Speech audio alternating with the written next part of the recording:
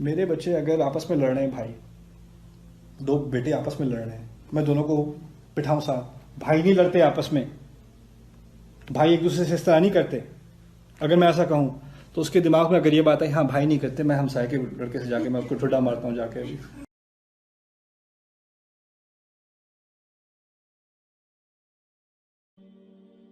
یا معشر من اسلم ولم یفضل ایمان فی قلبہ، بڑی گہری حدیث ہے.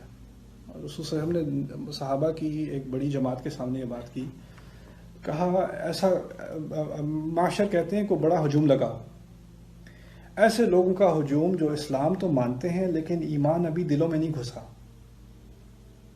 ابھی ایسی بات کرنے سے ہی پہلے اندازہ ہوا کہ کیا بات ہونے والی ہے، بات ہی تنقید سے شروع ہوئی ہے.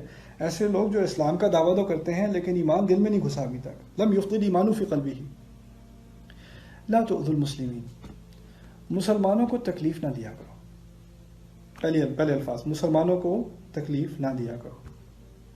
یہاں تک کی بات ہو جاتی نا تو بہت تھی، کیونکہ اگر پہلی بات سے دوسری بات کو جوڑیں تو کہنے کا مقصد کیا ہے، کسی کے دل میں ایمان ہو تو کیا نہیں کرے گا، کسی اور مسلمان کو تکلیف نہیں دے گا. یہاں پر کسی نے مجھ سے پوچھا تھا ایک دفعہ، یہاں یہ کیوں کہا مسلمانوں کو تکلیف نہ دیا کرو، اس کا مطلب ہے غیر مسلمانوں کو دیتے رہے؟ خیر ہے، اس کا بھی میں جواب دے دوں آگے جانے سے پہلے. دیکھیں، میرے بچے اگر آپس میں لڑ رہے ہیں، بھائی دو بیٹے آپس میں لڑ رہے ہیں، میں دونوں کو بٹھاؤں ساتھ، بھائی نہیں لڑتے آپس میں، بھائی ایک دوسرے سے اس طرح نہیں کرتے، اگر میں ایسا کہوں تو اس کے دماغ میں اگر یہ بات ہے ہاں بھائی نہیں کرتے، میں ہمسائے کے لڑکے سے جا کے میں اس کو ٹھڈا مارتا ہوں جا کے ابھی. ایک موقع محل ہوتا ہے جس میں ابھی گھر کی بات ہو رہی ہے، باہر کی بات کا مطلب یہ نہیں باہر کی بات کی نفی ہو رہی ہے. آپس میں اچھے رہو، دوسروں کو دوسروں پہ کیچڑ اچھالتے رہنا خیر ہے، پاگل ہو گیا. جب گھر کی بات ہو، میں اس سے کہوں بھائی بھائی سے محبت کرتے ہیں، اچھا ٹھیک ہے، does that mean we can hate everyone else? No, that's not what that means.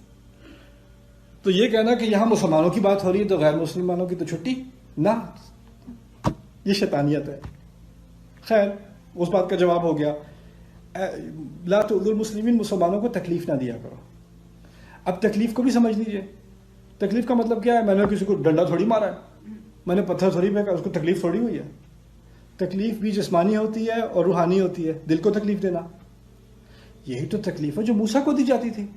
لا تکونوا کالذین آذوا موسیٰ، موسیٰ ان کی طرح مت بننا جنہوں نے موسیٰ کو تکلیف دی. جنہوں نے موسیٰ کو تکلیف دی، ان کو کیا تکلیف دی؟ ان کو بنو اسرائیل نے کیا فزیکلی مارا تھا؟ نہیں، وہ تو اپنے الفاظ سے ان کو تکلیف دیتے تھے نا. اپنے الفاظ سے مسلمانوں کو تکلیف مت دینا. لا تؤذوا المسلمین. پھر آگے بات، تکلیف کیسے مت دینا، اس کی وضاحت کریں گے خود نبی علیہ الصلوۃ والسلام.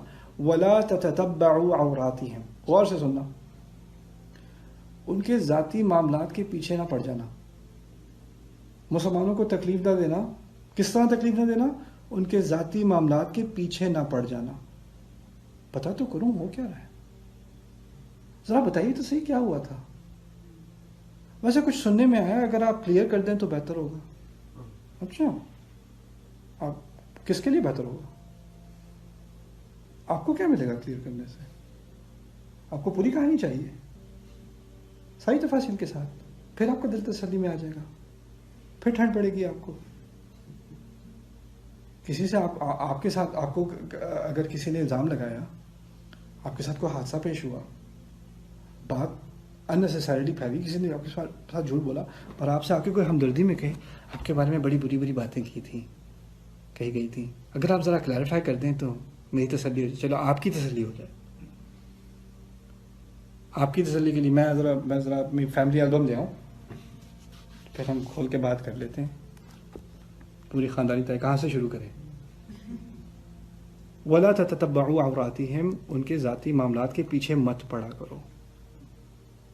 ومن تتبع عورت اخیہ، اور جو اپنے مسلمان بھائی یا بہن کے ذاتی معاملات کے پیچھے پڑ گیا.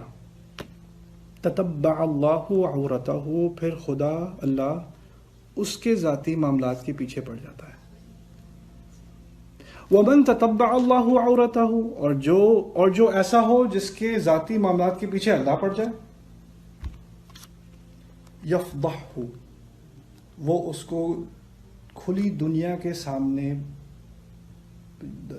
فضیحہ کہتے ہیں کسی کو, what's the word for humiliate, بے عزت کرنا. وہ کھلی دنیا کے سامنے اس کو بے عزت کرتا ہے. جس کے ذاتی معاملات کے پیچھے کون پڑ جائے, خدا پڑ جائے, وہ کھلی دنیا کے سامنے اس کو بے عزت کرتا ہے. وَلَوْ كَانَ فِي جَوْفِ بَيْتِهِ, یہاں تک کہ وہ اگر اپنے گھر کے سب سے چھپے ہوئے حصے میں بھی چھپا بیٹھا ہو, پھر بھی وہ دنیا کے سامنے اس کو بے عزت کر کے رہے گا. یہ الفاظ ہیں ہمارے نبی کے علیہ الصلوۃ والسلام.